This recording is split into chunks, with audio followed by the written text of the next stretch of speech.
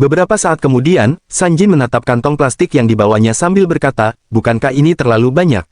Soalnya di rumahku tidak ada banyak orang yang bisa menghabiskan semua ini.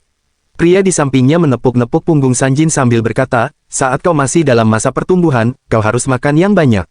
Aku juga sengaja menyisakan banyak daging iga khusus untukmu. Terima kasih, jawab Sanjin. Tiba-tiba seseorang menyapa, jadi kita bertemu lagi, bocah.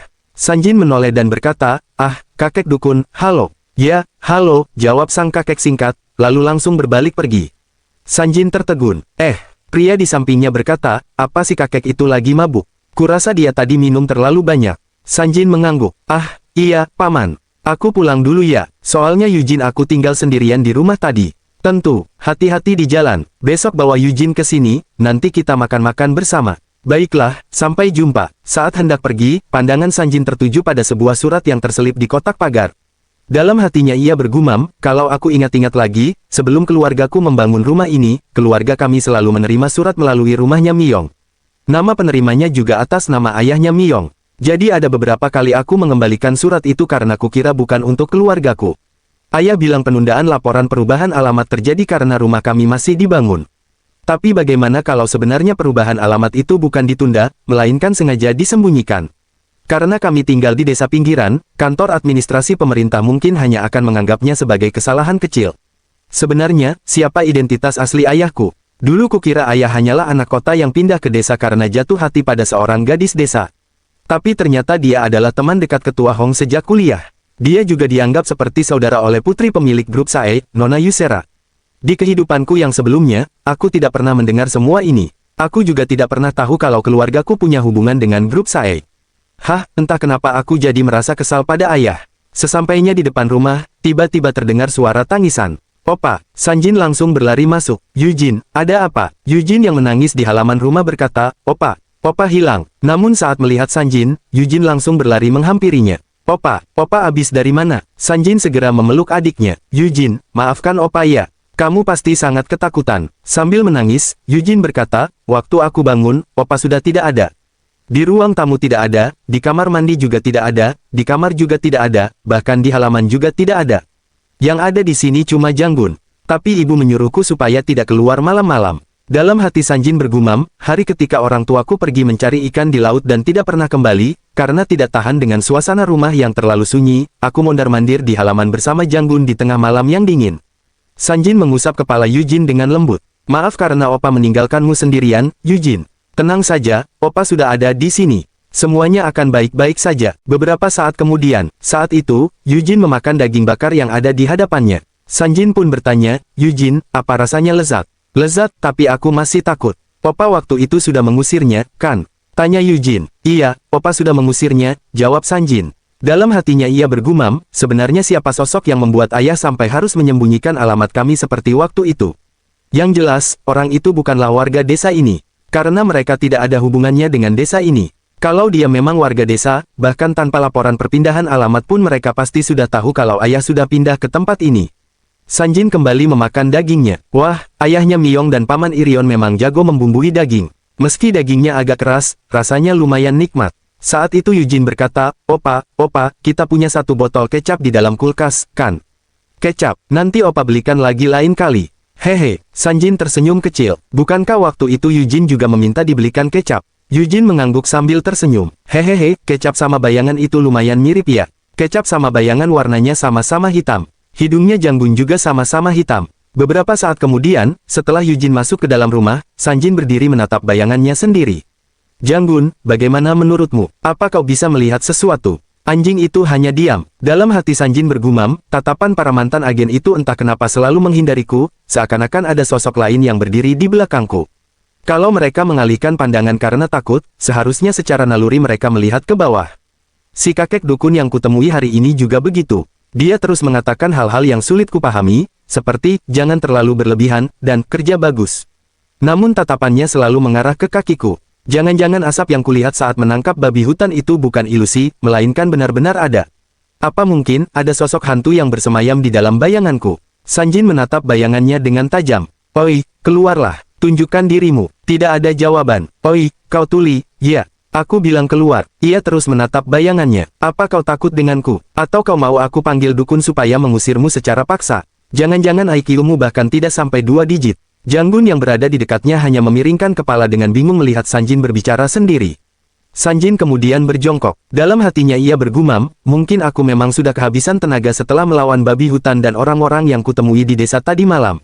Hari ini benar-benar melelahkan. Sebaiknya aku berhenti memikirkan semua ini dan tidur dengan tenang. Saat memasuki rumah, ia melihat Yujin sudah tertidur di depan pintu. Yujin, Sanjin tersenyum tipis, lalu menggendong adiknya dengan hati-hati. Jangan tidur di sini, biar opa gendong ke kamarmu, ya. Keesokan harinya, di halaman depan rumah, Sanjin sedang berjongkok sambil menatap bunga-bunga di halaman. Yujin menghampiri lalu bertanya, opa lagi lihatin apa? Sanjin tersenyum, opa nggak lihat apa-apa kok. Sementara itu, dalam hati Janggun bergumam, tak kusangka dia baru sadar kalau ada yang aneh dengan bayangannya. Padahal manusia memang begitu, mereka tidak punya ekor. Kalau saja dia pernah berputar-putar mengejar ekornya sendiri, pasti dia sudah menyadari keanehan itu sejak lama. Untungnya aku ini anjing yang cerdas. Aku sudah menyadari keanehan pada bayangannya sejak lama. Pertama kali aku melihatnya adalah pada musim gugur, jauh sebelum makhluk kecil di sisinya itu lahir. Waktu itu dia tidur dalam posisi yang aneh, jadi aku menjilat wajahnya untuk membangunkannya. Dia langsung terbangun sambil menangis. Mungkin dia mengalami mimpi buruk karena sesuatu yang ada di dalam bayangannya. Tapi untungnya dia cepat berhenti menangis. Saat bayangannya kembali normal, aku mengira semuanya sudah baik-baik saja.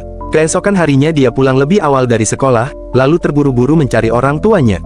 Setelah itu dia berlari ke arah pantai sambil membawa sebuah kaleng. Saat itulah keanehan pada bayangannya kembali muncul. Namun bulan kecil yang dia buat malam itu menghapus semua pikiranku tentang bayangannya bersama kegelapan yang menyelimuti kami. Sejak malam itu, banyak hal berubah. Dia mulai berlari ke gunung dan sawah setiap hari seperti anjing yang penuh tenaga. Tak lama kemudian makhluk kecil itu lahir. Setelah itu dia juga sering pulang dengan membawa bau yang asing. Saat musim panas tiba, banyak wajah yang tidak kukenal mulai berdatangan.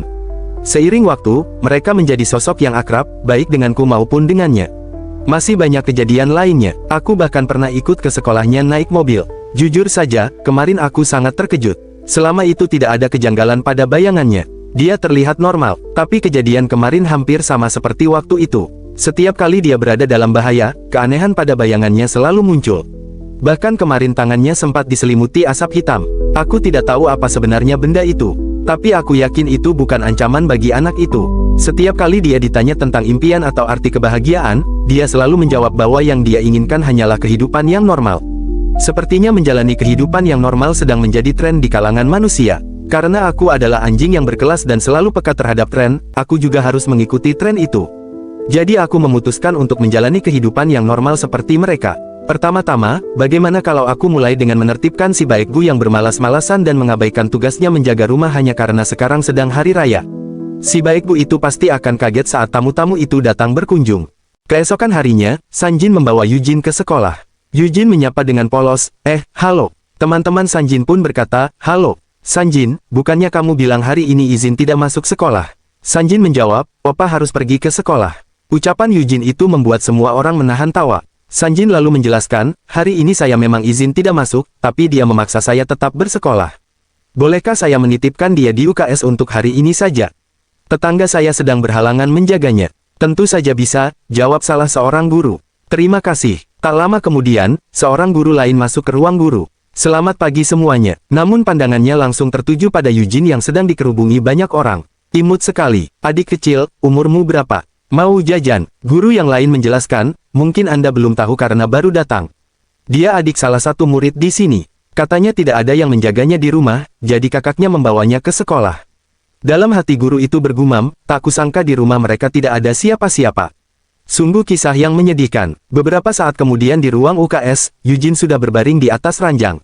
Yujin, jangan guling-guling di kasur, kata Sanjin. Dalam hati ia bergumam, sepertinya dia senang berada di sini. Syukurlah, kalau begitu saya titip dia ya. Yujin, sampai jumpa nanti. Petugas UKS tersenyum. Baik, belajarlah yang giat. Beberapa saat kemudian, saat pelajaran berlangsung, seseorang memanggil dari luar kelas. Ketua kelas, ada yang mencarimu. Sanjin menunjuk dirinya sendiri. Aku. Saat keluar kelas, ia melihat Yujin menangis. Opa, Yujin. Petugas UKS menjelaskan, awalnya dia baik-baik saja selama 30 menit setelah kamu meninggalkannya. Tapi tiba-tiba dia menangis sambil terus bertanya kapan opa kembali. Aku sudah berusaha menenangkannya, tapi dia menangis terlalu keras. Kalau dibiarkan, aku khawatir dia bisa sampai kejang. Sanjin menghela napas. Yujin, Opa kan sudah bilang untuk menunggu sampai kelas selesai. Iya, tapi Opa tidak bilang kalau harus menunggu selama ini. Sanjin hanya bisa menatap adiknya dengan pasrah. Tak lama kemudian seorang guru berkata, kalau begitu, bagaimana kalau Yujin ikut masuk ke kelas saja? Beberapa saat kemudian, Yujin sudah duduk di dalam kelas. Guru bertanya, siapa yang bisa menjawab soal ini? Tiba-tiba Yujin mengangkat tangan. 2. Guru tersenyum. Benar, jawabannya 2. Karena nilai X adalah 2, maka kita masukkan angka 2 ke kedua posisi X. Salah seorang murid berbisik, adiknya ketua kelas pintar juga ya? Iya, padahal sepertinya dia bahkan belum masuk SD. Dalam hati Sanjin bergumam, Yujin, kamu kan sudah janji bakal diam selama pelajaran. Entah kenapa dia bisa meneriakkan angka 2, padahal dia bahkan belum memahami angka dasar. Tidak mungkin dia benar-benar tahu jawabannya. Tak lama kemudian bel sekolah berbunyi. Waktunya makan siang, silakan makan bekal kalian, jangan sampai ketiduran setelah makan. Seorang guru kemudian menghampiri Sanjin. Sanjin, ikut ibu makan di luar, yuk. Kali ini ibu yang traktir. Pada sore hari di depan rumah Miyong, ibu Miyong menyambut Sanjin dan Yujin, lalu memberikan bingkisan berisi sayur dan gorengan karena khawatir ibu Sanjin masih lelah setelah perjalanan jauh. Sanjin berterima kasih atas perhatian itu, sementara Yujin bercerita bahwa ia senang bersekolah dan hari pertamanya berjalan dengan baik. Saat Sanjin berpamitan, Miyong justru bersikap dingin dan mengusir mereka pulang, membuat ibunya menegur sikapnya. Yujin heran melihat kemarahan Miyong, sedangkan Sanjin kebingungan karena merasa tidak melakukan kesalahan. Dalam hati, ia mulai curiga bahwa sikap Miyong mungkin berkaitan dengan masalah kubaritas. Dalam perjalanan pulang, Sanjin kembali bergumam, badanku rasanya capek banget. Mengasuh anak ternyata melelahkan juga. Yujin berkata dengan semangat, Opa, sekolah itu menyenangkan. Nanti kapan-kapan aku mau ke sana lagi. Dalam hati Sanjin tersenyum, tapi itu tidak penting. Selama Yujin merasa senang, itu sudah cukup. Beberapa saat kemudian mereka tiba di rumah. Aku pulang, ucap Sanjin. Begitu masuk, ia melihat sepatu kedua orang tuanya di depan pintu. Dari dalam terdengar suara ayahnya, wah, putri kecil ayah sudah pulang. Opamu mana? Opa di sini juga, jawab Yujin. Ayahnya langsung menggendong Yujin. Sanjin sudah pulang. Selamat datang. Apa kamu dan Yujin baik-baik saja selama liburan kami? Iya, jawab Sanjin. Di rumah, orang tua Miyong heran melihat putri mereka terus murung. Ibu Miyong memuji Sanjin sebagai anak yang sopan, ramah, dan dewasa untuk seusianya, sambil menyayangkan sikap Miyong yang bahkan tidak mau berpamitan saat Sanjin pulang. Mendengar pujian itu, Miyong tiba-tiba meledak dan membantah dengan marah, menyebut Sanjin sama sekali tidak dewasa dan tidak berguna. Ledakan emosinya membuat kedua orang tuanya terkejut dan bingung dengan penyebab kemarahannya. Keesokan harinya, di halaman rumah, ayah Sanjin berkata, kakak, ternyata ada tamu. Ayah Miyong pun menyambut mereka. Kalian sudah pulang toh. Ayah Sanjin menyerahkan oleh-oleh sambil berkata, kami ingin memberikan oleh-oleh dari liburan kami. Lama tak jumpa, kakek. Kakek dukun tersenyum. Selamat datang, jangan sungkan-sungkan. Ibu Miyong berkata, Aigo, padahal kalian tidak perlu repot-repot membeli ini. Kalian pulang dengan selamat saja kami sudah senang. Ibu Sanjin tersenyum. Mana bisa kami pulang tanpa membawa oleh-oleh? Oh iya, yang ini buat anak-anak. Ayah Sanjin juga memberikan bingkisan kepada kakek dukun. Silakan diterima juga, kek. Istri saya membelikan ini khusus untuk Anda. Kakek dukun melihat bingkisan itu lalu berkata, oh, kelihatannya mahal ini. Terima kasih karena sudah mau peduli dengan kakek tua sepertiku. Ayah Sanjin menjawab, tidak kok. Kami memang ingin memberikannya untuk kakek. Saya dengar Anda memberikan saran yang sangat baik kepada anak kami. Kakek juga sebaiknya sering-sering berkunjung dan makan bersama kami. Istri saya sering berkata kalau melihat Anda, ia jadi teringat pada ayahnya yang sudah meninggal. Kakek dukun kemudian berkata, ngomong-ngomong, sepertinya kalian mengganti arah rumah saat renovasi, ya? Ayah Sanjin mengangguk. Benar, berkat saran Anda, kami mengubah arah rumah saat renovasi. Kakek dukun tersenyum tipis. Baguslah, bukan aku yang menyarankan, tapi tetap saja kerja bagus. Tak lama kemudian, Ibu Miyong berkata dengan ragu, sebenarnya aku ingin menanyakan sesuatu. Sanjin baik-baik saja, kan? Ibu Sanjin langsung terkejut. Apa terjadi sesuatu padanya saat kami pergi liburan? Ibu Miyong segera menggeleng. Tidak terjadi apa-apa. Hanya saja, waktu itu aku sempat mendengar kalau Sanjin pernah. Malam harinya, saat sedang memasak, ayah Sanjin berkata, sayang, sepertinya kita kehabisan toge dan pakis. Ibu Sanjin menjawab, pakis dan toge itu tidak baik untuk laki-laki. Di meja makan, Ibu Sanjin menatap putranya sambil bergumam dalam hati, padahal anak kami ini makan dengan baik, tumbuh tinggi, dan tampan sekali. Kalau dulu kami memaksanya pergi ke rumah sakit untuk sunat, mungkin kami bisa mengetahuinya lebih awal. Ia lalu berkata, Sanjin, ibu akan berjuang lebih keras supaya kamu bisa tumbuh sehat dan kuat. Sanjin tersenyum bingung. Terima kasih. Dalam hati Sanjin bergumam, apa pelajaran ibu banyak yang tertinggal gara-gara liburan kemarin. Sekarang ibu sedang belajar ilmu gizi di universitas terbuka. Awalnya beliau ragu karena merasa sudah terlalu tua untuk kuliah lagi. Namun berkat dukungan ayah dan Nona Yusera, akhirnya ibu menjadi mahasiswa. Melihat semangatnya belajar seperti sekarang, sepertinya ibu benar-benar menikmati kuliahnya. Selagi ibu sedang sibuk, aku harus segera berbicara dengan ayah. Di ruang tamu, Sanjin menghampiri ayahnya. Ayah, bagaimana kalau kita menempatkan petugas keamanan di sekitar rumah kita? Ayahnya menatapnya heran. Apa ada sesuatu yang terjadi selama Chuseok? Sanjin mengangguk. Waktu Chuseok aku melihat orang-orang aneh berkeliaran di sekitar rumah. Awalnya kukira mereka ingin membeli lahan. Tapi setelah menguping pembicaraan mereka, aku mendengar kalau mereka berencana menculik ayah dan ibu. Aku sempat bertanya siapa yang menyuruh mereka, tapi akhirnya kami berkelahi. Ayah Sanjin langsung terkejut. Apa? Sanjin segera menenangkan ayahnya. Tenang saja, aku tidak terluka. Mereka juga kabur dan tidak pernah terlihat lagi. Tapi tetap saja aku merasa tidak nyaman setelah tahu ada orang seperti mereka yang berkeliaran di dekat rumah kita. Apalagi di siang hari hanya ada ibu dan Eugene di rumah. Ayahnya terdiam sambil menggaruk tengkuknya. Sanjin kemudian bertanya dengan serius, Ayah, bolehkah aku tahu kenapa mereka ingin menculik ayah dan ibu? Saat itu ayah Sanjin mengingat percakapannya dengan Hong Ki-jun. Ayah Sanjin berkata, bodyguard. Sejak kapan? Tidak, kau tidak pernah bilang apa-apa padaku soal ini. Apa yang membuatmu melakukan itu? Hong Ki-jun menjawab, aku minta maaf karena tidak mengatakan apapun padamu. Namun aku khawatir kau akan cemas kalau aku mengatakannya. Ayah Sanjin berkata, sebenarnya apa yang ingin kau katakan? Kenapa kau menaruh bodyguard di dekat rumah kami? Hong Ki-jun menjawab, ada beberapa orang yang mengincarmu. Kemungkinan besar mereka adalah keluargamu. Ayah Sanjin berkata, apakah ini ada hubungannya dengan penguntit yang sempat mengikutimu itu, Ki-jun? Hong Ki-jun menjawab, jujur saja aku tidak tahu siapa dalang di balik semua ini. Sepertinya lebih dari satu orang. Tapi untuk kasusmu, ayah Sanjin pun berkata, hanya ada satu pihak yang bisa melakukan ini. Hong Ki-jun menjawab, ya, mungkin hanya itu satu-satunya dugaan kita. Ayah Sanjin berkata, benar, tapi bukan karena itu saja. Istriku ingin keluarga kami tinggal di tempat yang jauh dari kota kecil itu. Usai mengingat percakapan itu, ayah Sanjin menghela napas. Aku sudah muak dengan semua ini. Sanjin berkata, ayah, ada ungkapan bahwa sesuatu yang terlalu besar sulit untuk tumbang.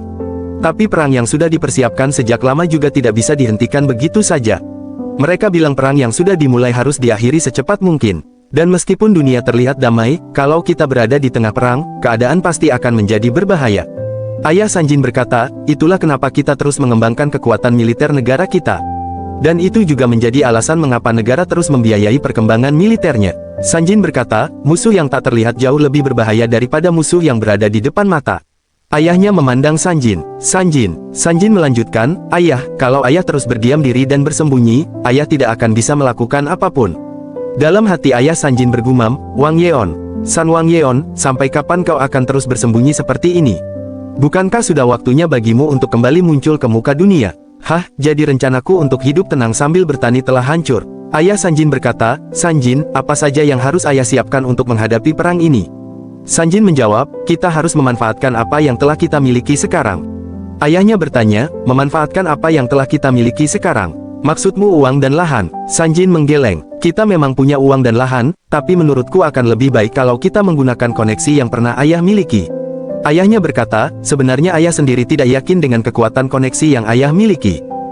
Andai saja ayah tahu soal ini sejak awal, ayah pasti sudah memberikan donasi yang lebih banyak kepada para politisi itu.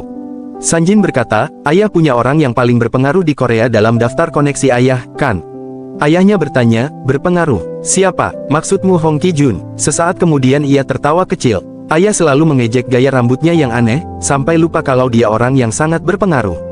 Anggap saja masalah koneksi sudah teratasi. Jadi bagaimana cara kita memanfaatkan koneksi ini? Di negara yang sangat kapitalis ini, uang adalah segalanya.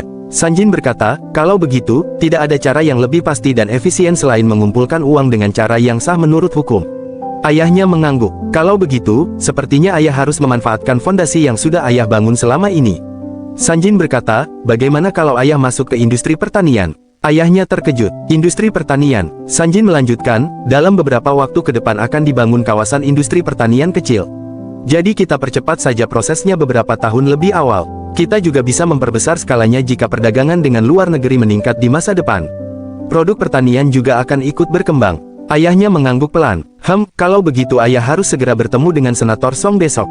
Sanjin bertanya, apa yang akan ayah minta kali ini? Ayahnya tersenyum. Oh, banyak. Toh semua yang tumbuh di tanah pasti bisa dijual. Katanya nanti akan datang masa ketika air pun harus dibeli. Saat itu harga tanaman juga akan ikut naik. Jumlah petani akan terus berkurang, sedangkan pembelinya akan semakin banyak. Dalam hati Sanjin bergumam, jadi ayah akan mengarah ke industri pengolahan hasil pertanian. Ya, itu pilihan yang bagus. Ayahnya kembali berkata, apapun itu, kita harus memulainya dulu dan memperluas pengaruh kita. Tapi dana, waktu, dan tenaga yang kita miliki saat ini masih sangat kurang. Sanjin berkata, semua yang awalnya berat pasti akan berakhir baik. Membangunnya memang membutuhkan waktu lama, tapi setidaknya itu tidak akan membosankan.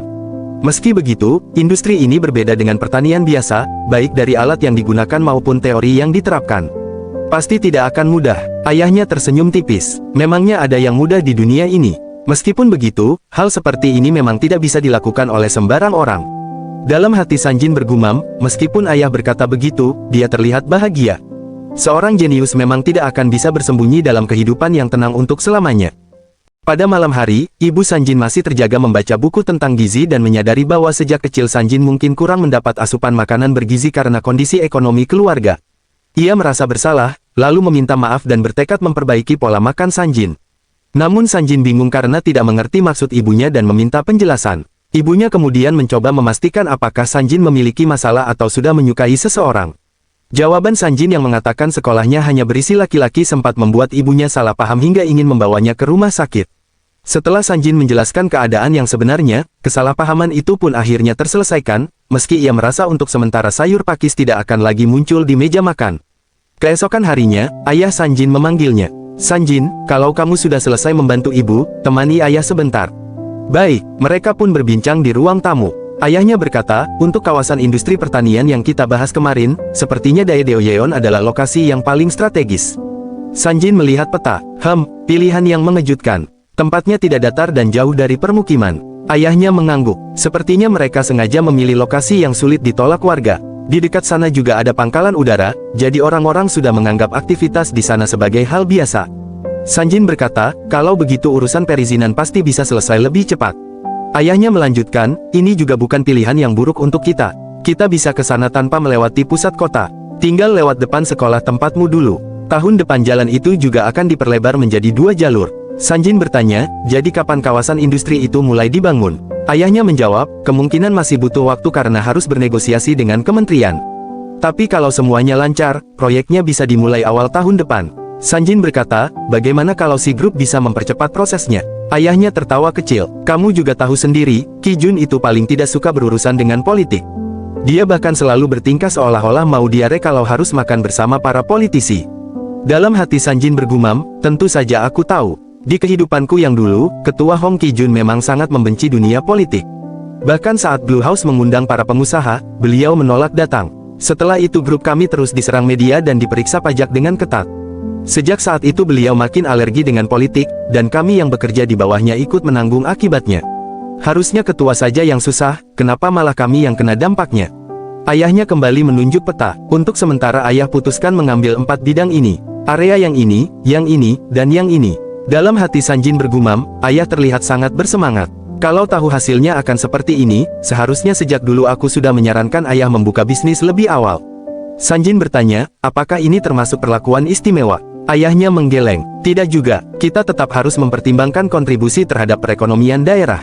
Menurut Senator Song, perusahaan yang mengajukan pindah kebanyakan berasal dari luar daerah dan jumlahnya juga tidak banyak. Jadi masih akan ada lahan yang tersisa. Sanjin mengangguk, kalau begitu biaya yang kita perlukan pasti sangat besar. Dalam hati ia bergumam, memang ada dukungan anggaran dari pemerintah, tapi proyek ini tetap mengharuskan kami membangun 4 gedung pabrik dan 1 gedung kantor sekaligus. Dalam hati, Sanjin kembali bergumam, ayah juga pasti membutuhkan modal sendiri. Sepertinya urusan ini memang harus dibagi dengan pihak partai. Tapi tanah itu dikumpulkan sedikit demi sedikit selama bertahun-tahun. Sayang sekali kalau harus dilepas. Ayahnya lalu berkata, jangan khawatir. Setidaknya kali ini kita tidak perlu menjual tanah ataupun meminjam uang dari pihak partai. Sanjin bertanya, lalu apa yang akan ayah lakukan? Ayahnya tersenyum. Inilah gunanya punya teman yang baik.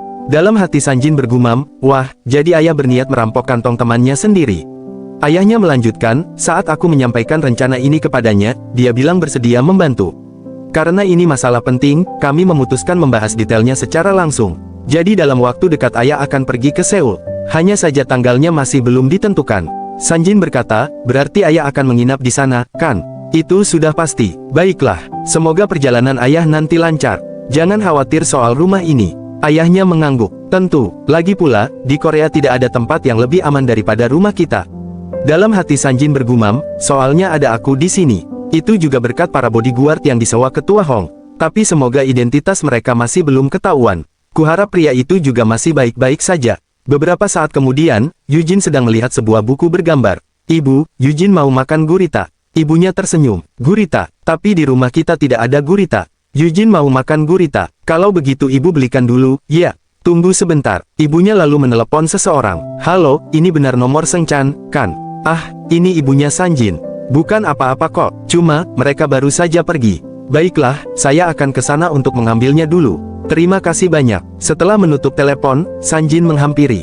Ibu mau ke rumah Sengchan. Ibunya mengangguk. Iya, kebetulan ayahnya Sengchan baru saja pergi menangkap gurita. Sanjin berkata, kalau begitu biar aku saja yang ke sana. Benarkah? Tunggu sebentar, ibu ambil dompet dulu. Sementara itu, di tempat lain, seseorang menemukan sebuah benda mencurigakan.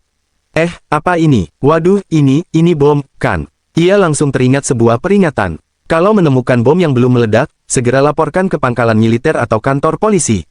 Dalam hati pria itu bergumam, Hadeh, orang-orang itu selalu bilang mereka sedang sibuk. Kalau aku melapor sekarang, apa mereka akan datang tepat waktu? Sepertinya aku harus membawa benda berbahaya ini sendiri ke kota. Sementara itu, di sisi lain, Sanjin berjalan menuju rumah Sengchan. Tiba-tiba seseorang menyapanya. Sanjin, kamu mau kemana? Sanjin menjawab, aku mau beli gurita. Gurita, oke, hati-hati di jalan ya. Dalam hati Sanjin bergumam, sudah lama sejak terakhir kali aku pergi ke rumah Sengchan.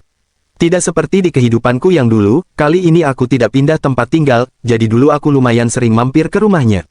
Tapi setelah lulus SD, kami memang sudah jarang saling berkunjung. Beberapa saat kemudian, ia tiba di rumah Sengchan. Sanjin, Sengchan, kamu tidak pergi ke gereja hari ini. Begitulah, soalnya anak SMP sudah tidak dikasih uang jajan lagi di sana. Sanjin tertawa, kukira kamu anak yang religius. Mana ada, aku saja sudah jarang berdoa sebelum tidur. Takut Tuhan tiba-tiba muncul buat memanggilku. Ayah lagi membungkus gurita hasil tangkapan. Gimana kalau kita masuk dulu? Tidak usah, aku harus cepat pulang setelah beli beberapa ekor. Sanjin lalu bertanya, Sengchan, aku mau tanya sesuatu. Apa? Ada rumor yang bilang kalau aku bukan tidak mau disunat, tapi memang tidak bisa disunat.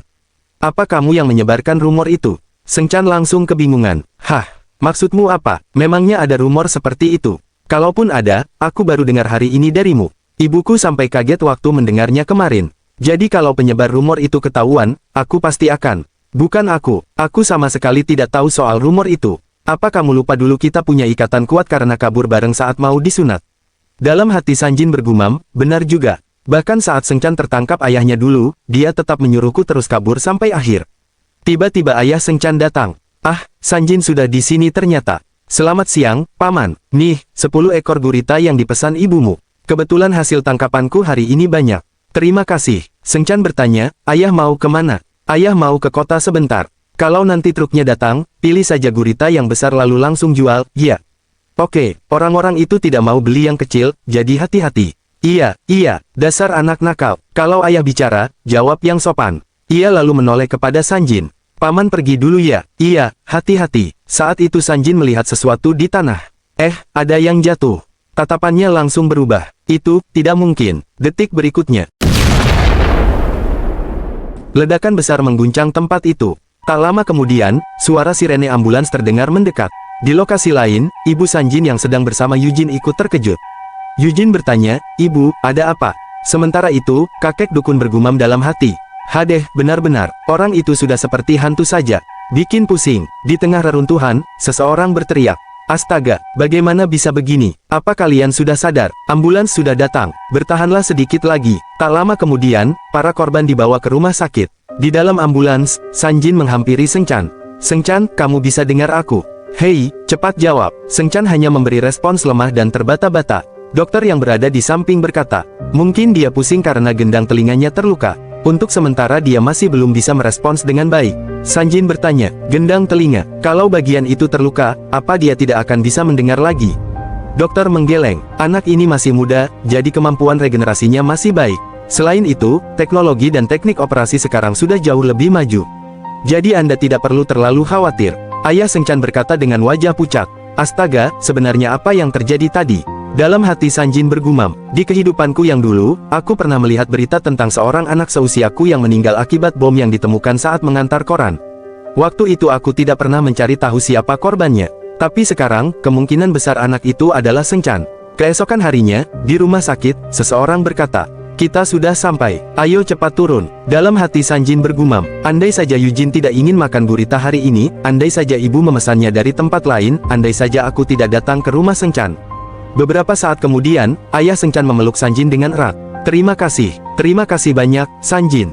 Kau telah menyelamatkan nyawanya, kau adalah penyelamat bagi keluarga kami. Setelah itu, Sanjin berjalan sendirian di lorong rumah sakit. Dalam hati ia bergumam, aku hanya pergi untuk membeli gurita, tapi sekarang malah berada di rumah sakit di kota lain. Orang-orang di rumah pasti sedang mengkhawatirkanku. Padahal sebenarnya aku baik-baik saja. Tiba-tiba, pandangannya tertuju pada seorang pasien. Pasien itu menatap Sanjin lalu berkata, loh, Sanjin pun ikut terkejut. Hah. Beberapa saat kemudian, pria yang dulu pernah dihajar Sanjin menghampirinya. Hah, begitu rupanya. Mereka memang tidak tahu seberapa berbahayanya bom itu. Nih, ambillah. Terima kasih, jawab Sanjin. Aku lega mereka tidak terluka parah. Tapi, apa yang kau lakukan di sini? Ini semua terjadi berkat seseorang.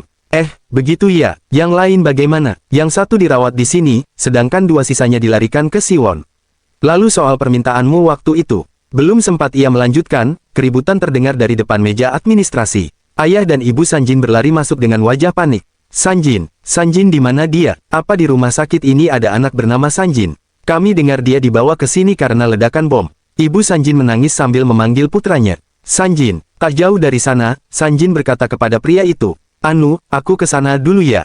Iya, cepat pergi. Begitu melihat Sanjin, ibunya langsung memeluknya. Ah, putraku, kamu tidak apa-apa, kan? Kamu terluka, sudah diperiksa dokter, apa kamu harus dirawat inap? Sementara itu, pria tersebut berjalan pergi.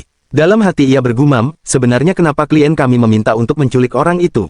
Padahal dia terlihat seperti orang biasa yang selalu menghadapi kesusahan. Kami akan mencari tahu siapa orang yang membuat permintaan itu. Dengan ini kontrak baru telah disepakati. Aku akan melihat seberapa rapat mereka bisa menjaga mulut dan seberapa teguh tekad mereka. Nyawamu kini berada di tanganku. Nasibku memang sedang buruk. Beberapa hari kemudian, Sengcan pulih dan keluar dari rumah sakit. Dalam hati Sanjin bergumam, untungnya Sengcan pulih dengan cepat. Kata para medis, usianya yang masih muda membuat proses pemulihannya jauh lebih cepat. Saat itu ayah Sengcan menyerahkan sesuatu kepada keluarga Sanjin. Ayahnya Sengcan, Anda tidak perlu sampai seperti ini, kata ayah Sanjin. Tidak, mulai sekarang jangan khawatir soal gurita. Saya yang akan menangkapkannya untuk keluarga kalian kapanpun. Kalau saja Yujin tidak meminta gurita hari itu, saya pasti sudah kehilangan putra saya karena ledakan bom. Tapi tetap saja, menangkap gurita bukan perkara mudah. Sanjin lalu menghampiri Sengcan. Sengcan, bagaimana telingamu? Sudah baik-baik saja. Iya, aku sudah bisa mendengar dengan jelas. Aku juga selamat berkat dirimu. Terima kasih, Sanjin. Oh ya, kata ayahku minggu depan dia akan memasak mie di balai desa untuk merayakan kepulanganku dari rumah sakit. Datanglah bersama keluargamu, ya. Maaf, minggu depan sepertinya rumahku sedang kosong. Memangnya kamu mau kemana? Sepertinya kami akan pergi ke Seoul. Beberapa hari sebelumnya, ayah Sanjin mengajak seluruh keluarga ikut bertemu keluarga Suyong. Ia mengaku sudah lebih dari 15 tahun tidak bertemu dengan ketua Yu Yang Sun, kakek Suyong, dan memutuskan kembali menjalin hubungan setelah tersadar oleh perkataan Sanjin dan Kijun. Ayahnya kemudian mengejutkan Sanjin dengan mengungkapkan bahwa Yu Yang Sun dan mendiang istrinya adalah kakek nenek angkat yang pernah merawatnya setelah ibunya meninggal. Ayah Sanjin lalu menceritakan masa lalunya. Ayah kandungnya, San Yang Won, gugur sebelum ia lahir dan tidak diakui sebagai veteran, sementara ibunya membesarkannya seorang diri hingga meninggal karena kecelakaan. Sebelum itu, Yu Yang Sun dan Park Uncol banyak membantu keluarganya, meski sempat muncul fitnah yang memaksa ibunya menjaga jarak. Setelah sang ibu wafat, Yu Yang Sun menampung ayah Sanjin dan membantunya hingga dapat menjalani kehidupan yang layak, membuat ayahnya selalu merasa berutang budi. Keesokan harinya, Sanjin dan keluarganya berangkat keluar kota menggunakan mobil pribadi. Yujin yang melihat keluar jendela berkata, mobilnya banyak banget.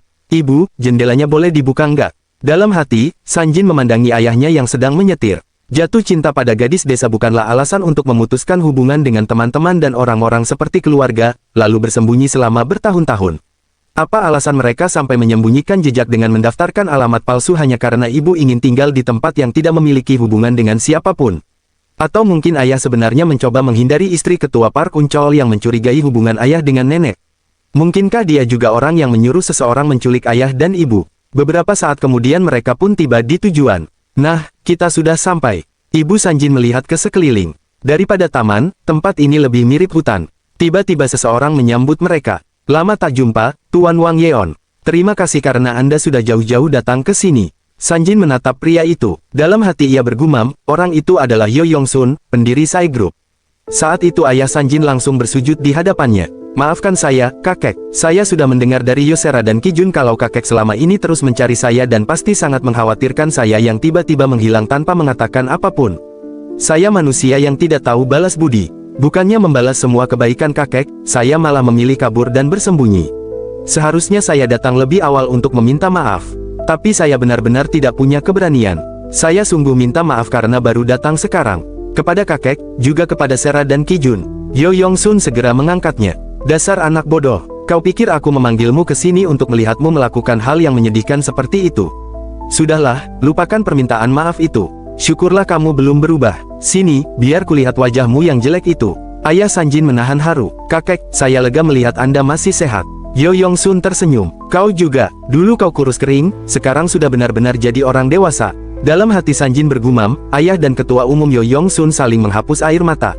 Mereka tidak tampak seperti wali dan anak asuh, melainkan seperti seorang ayah yang akhirnya kembali bertemu dengan anak yang telah lama dirindukannya. Yo Yang Sun memandang keluarga Sanjin sambil tersenyum. Aku dengar kau datang membawa seluruh keluargamu, tapi tak kusangka kau juga membawa seekor anjing. Ayah Sanjin tersenyum. Ah, anak itu juga bagian dari keluarga kami. Yang Sun tertawa. Seong Wang Yeon, ternyata dalam waktu yang singkat kau berhasil membangun keluarga yang indah. Haha, begitulah. Meskipun agak terlambat, izinkan aku memperkenalkan mereka. Ini istri dan anak-anakku. Ibu Sanjin membungkukkan badan. Salam kenal, nama saya Han Yuyong. Oh, salam kenal, namaku Yang Sun. Saat melihat Han Yuyong, Yang Sun teringat seseorang. Pantas saja anak itu memilih tinggal di desa terpencil yang tidak mengenalnya seorang pun. Kemudian ia menoleh kepada Sanjin. Kalau yang badannya bongsor ini siapa? Halo, nama saya Sanjin. Haha, orang tuamu benar-benar memilih tempat tinggal yang tepat. Sekarang kamu kelas berapa? Saat ini saya masih kelas 1 SMP. Masih SMP? Wah, padahal badanmu sudah lebih besar dari ayahmu. Ayah Sanjin tertawa. Anak-anak zaman sekarang memang tumbuh cepat. Yang Sun lalu memandang Yujin. Kalau putri kecil yang mirip ibunya ini sudah umur berapa? Yujin justru balik bertanya. Hei, kakek sendiri umurnya berapa? Yang Sun pun tertawa. Umurku sudah sangat tua. Ibu Sanjin segera menegur. Yujin, jangan menjawab seperti itu kalau ada yang bertanya. Dalam hati, Sanjin bergumam. Katanya ketua umum Yo Yang Sun bertemu dengan nenek bersama ketua umum Park Uncol dari Daejeon.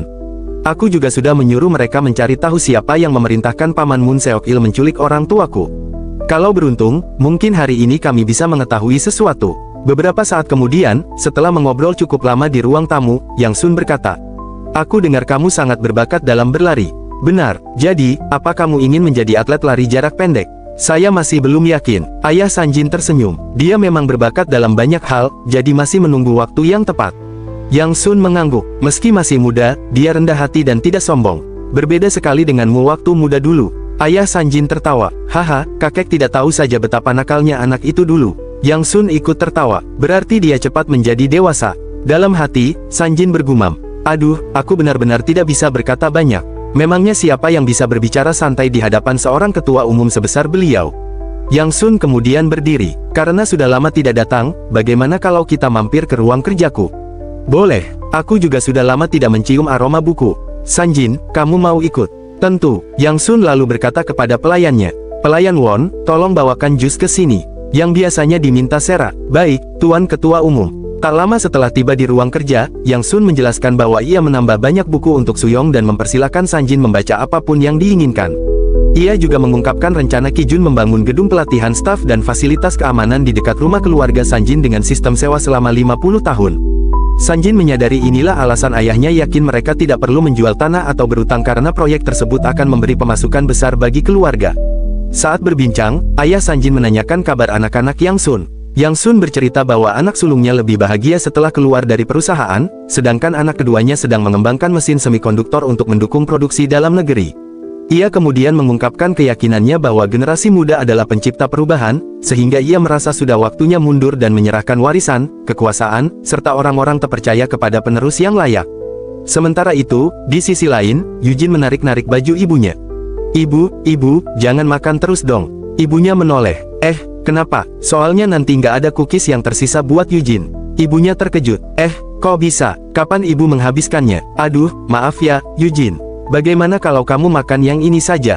Eugene menggeleng. Nggak mau. Eugene kan bukan janggun. Eugene maunya cookies. Ibunya tersenyum canggung. Aduh, maaf ya. Kira-kira masih ada cookies lagi nggak ya? Seorang pelayan segera menghampiri. Permisi, apa kami ambilkan cookies lagi? Tentu, tolong ya. Sementara itu, di ruang buku, Yang Sun dan ayah Sanjin masih berbincang di sofa, sedangkan Sanjin sibuk melihat-lihat buku.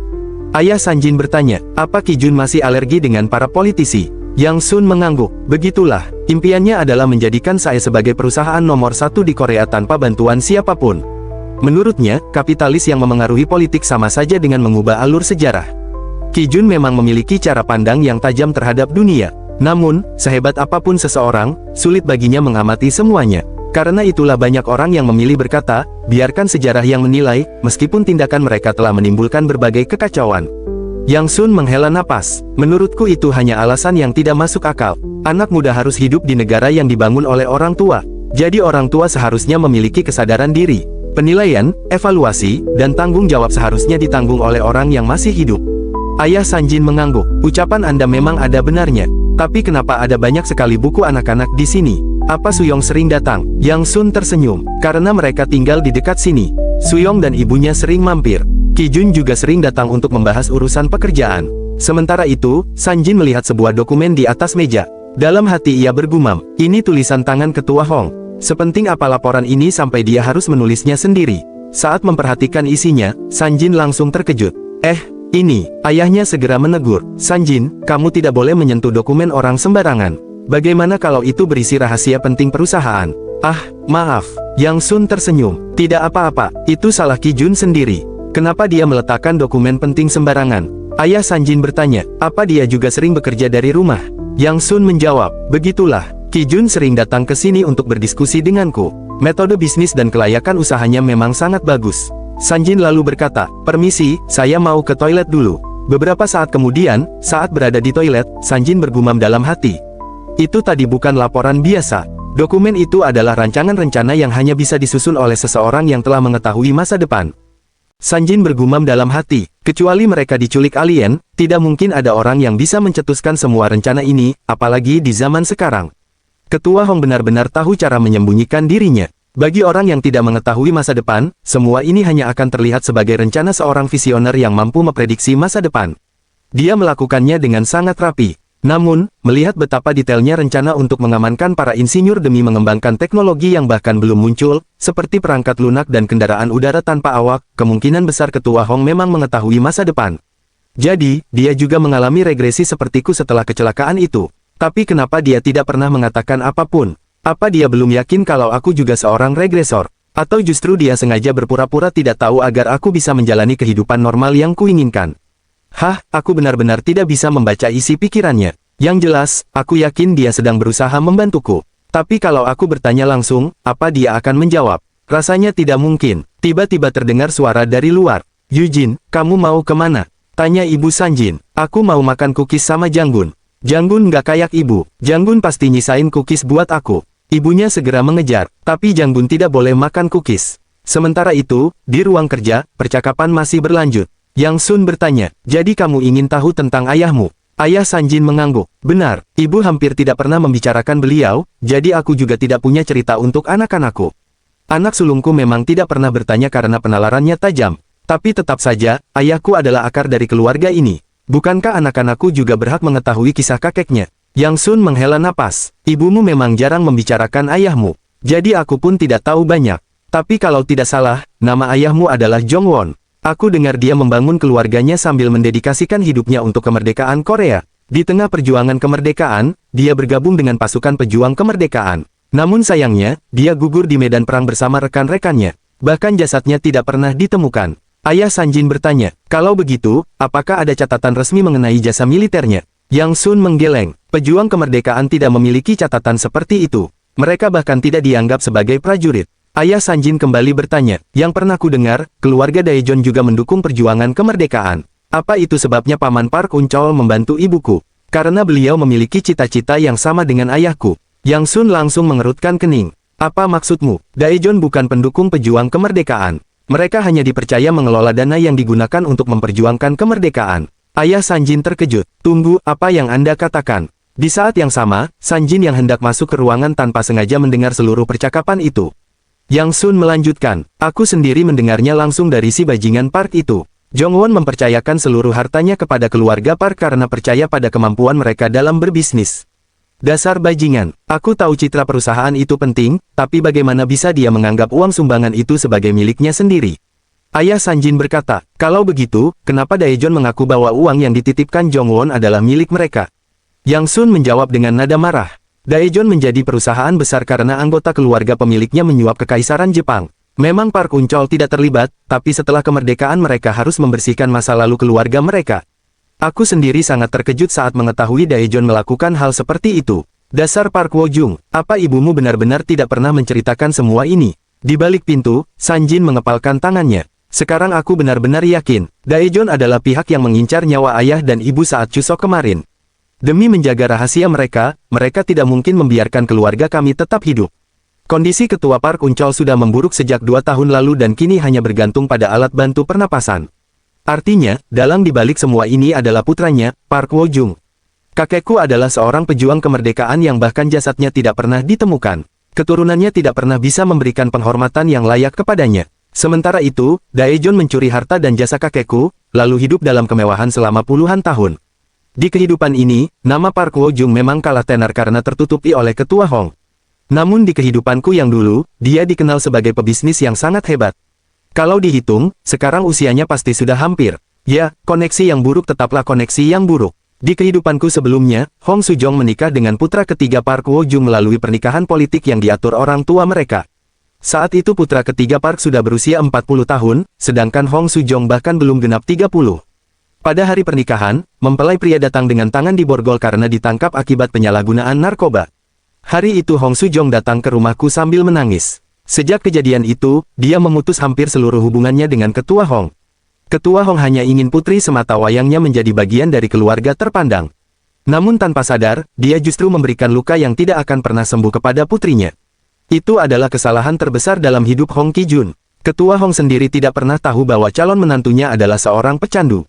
Pada akhirnya dia melayangkan protes besar kepada Daejeon. Meski begitu, luka di hati Hong Sujong tidak pernah benar-benar sembuh. Dan putra ketiga bajingan itu, saat ini pasti masih kuliah.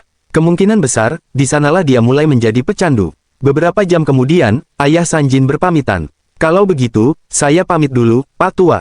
Yang Sun mengangguk. Ah, kau akan makan malam di rumah Sera, kan? Benar. Oh ya, soal kesepakatan dengan Saik Distribution yang kita bahas tadi. Yang Sun tersenyum. Bahas saja dengan menantuku. Ayah Sanjin terkejut. Tapi bukankah Anda pemilik grup Saik? Kau akan paham setelah sampai di sana. Beberapa saat kemudian, di dalam mobil, Ibu Sanjin bertanya, Sanjin, berapa uang saku yang kamu terima dari kakek tadi? Kurang lebih 1 juta won. Sanjin lalu menyerahkan amplopnya. Ibu, boleh tolong titipkan ini? Tentu. Ibunya lalu menoleh kepada Yujin. Yujin, punyamu mau dititipkan ke ibu juga? Yujin menggeleng. Enggak mau. Ibunya mengeluarkan 2 lembar uang. Kalau ditukar dengan yang ini, mau enggak? Dalam hati, Sanjin bergumam. Wah, ibu mau membeli 1 juta won dengan 2.000 won. Inflasinya gila banget. Yujin terkekeh. Enggak mau. Hehehe. Sanjin berkata, kalau kamu pegang terus, nanti bisa hilang. Loh, sini biar opa saja yang simpan. Oke, nanti opa kembalikan. Dalam hati Sanjin bergumam. Yujin, jangan-jangan dia sudah jadi mata duitan sekarang. Malam harinya, mereka tiba di rumah Suyong. Opa, Suyong langsung menyambut mereka. Yusera ikut menghampiri. Kalian pasti lelah setelah perjalanan jauh. Ayah Sanjin bertanya, Ki-jun di mana? Katanya dia pulang lebih cepat. Sebentar lagi juga sampai. Sementara itu, Suyong menarik tangan Sanjin. Opa, coba lihat. Ini Bomi, anjing baru kami. Sanjin tersenyum. Pitanya warna pink. Jadi dia anjing betina. Bukan, dia jantan. Aku cuma memasangkan pita saja. Gimana? Imut, kan? Imut sekali. Tak lama kemudian terdengar suara mobil memasuki halaman. Dalam hati Sanjin bergumam, manajer Kim Chol-min, jadi dia sudah bekerja bersama ketua Hong di masa ini. Aneh sekali melihatnya di sini. Dia juga bersama kami saat kecelakaan itu terjadi. Kalau tidak salah, saat terakhir aku melihatnya usianya sudah jauh lebih tua. Aku penasaran apa yang dia lakukan di era ini. Mungkin dulu masih menjalani wajib militer. Hong Ki-jun turun dari mobil lalu berkata, kau bahkan tidak bisa beristirahat di akhir pekan gara-gara aku. Jadi kita lanjutkan saja besok pagi. Kim Chol-min membungkuk. Baik, wakil ketua. Dalam hati Sanjin bergumam, wakil ketua, tapi usianya baru 39 tahun sekarang. Beberapa saat kemudian, mereka semua berkumpul di ruang tamu dan duduk di sofa. Ayah Sanjin berkata, wah, ternyata sekarang kamu sudah jadi wakil ketua. Pantas saja Pak Tua menyuruhku membahas urusan itu langsung denganmu.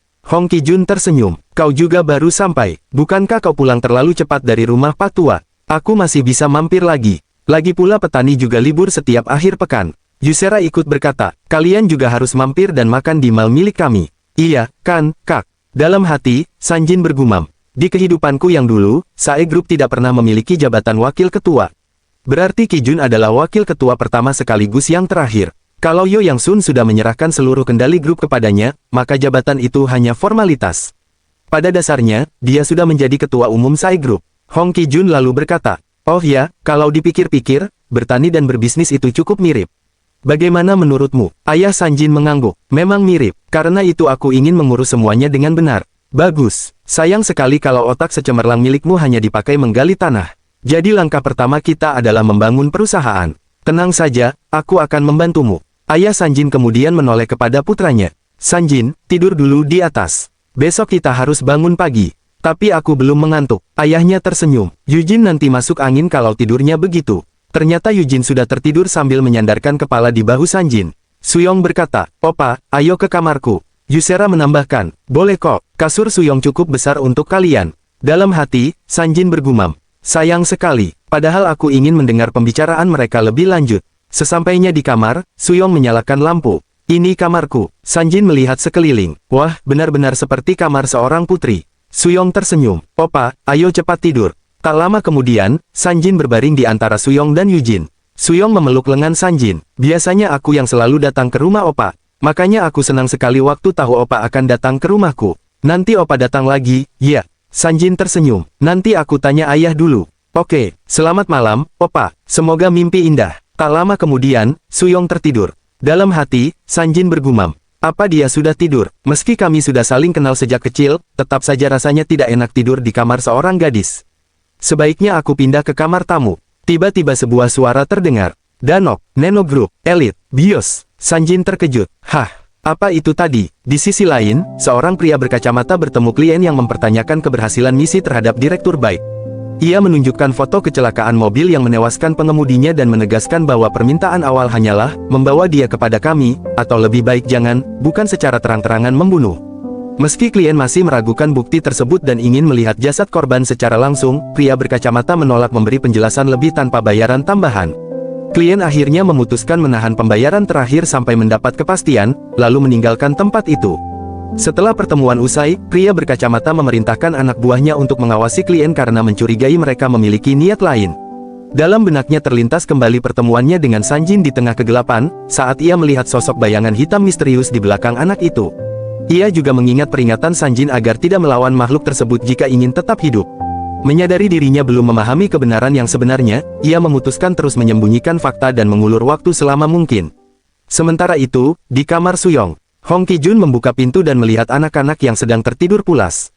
Dalam hatinya ia bergumam, dasar anak-anak, bukankah kasur ini terlalu sempit untuk bertiga? Kalau begini, salah satu pasti akan jatuh. Ia perlahan menggendong Suyong. Putriku, rupanya dia sengaja meminjamkan tempat tidurnya untuk Sanjin. Namun saat hendak membawanya, tangan Suyong ternyata menggenggam erat pakaian Sanjin. Hong Ki-jun perlahan melepaskan genggaman itu. Dalam hatinya ia bergumam, aku penasaran, apakah dia sudah membaca laporanku di ruang kerja ayah mertuaku. Memang agak kekanak-kanakan, tapi aku berharap kau bisa membantuku, meski hanya sedikit. Seperti yang sekarang kau ketahui, hidup dua kali di dunia yang sama bukan berarti kita mengetahui semua hal yang akan terjadi. Setidaknya begitulah yang kurasakan. Lagi pula, mana mungkin orang biasa mengingat begitu banyak kejadian. Aku hanya bisa menjadikan kehidupan sebelumnya sebagai petunjuk untuk memimpin sebuah grup perusahaan. Itu pekerjaan yang sulit dan penuh bahaya. Selama ini aku harus menghadapi semuanya sendirian, tanpa seorang pun yang memahami keadaanku. Bahkan kini aku harus menghadapi gelombang masa depan yang berbeda dari kehidupan sebelumnya. Tiba-tiba, bayangan hitam muncul dan berputar di sekitar Hong Qijun. Bayangan itu berkata, "Oi, Pak Tua, apa yang sedang kau lakukan? Apa kau sudah lupa dengan kontrak kita?" Hong Qijun menatapnya dengan tenang. "Jadi selama ini kau berada di sini, Dugu Elil."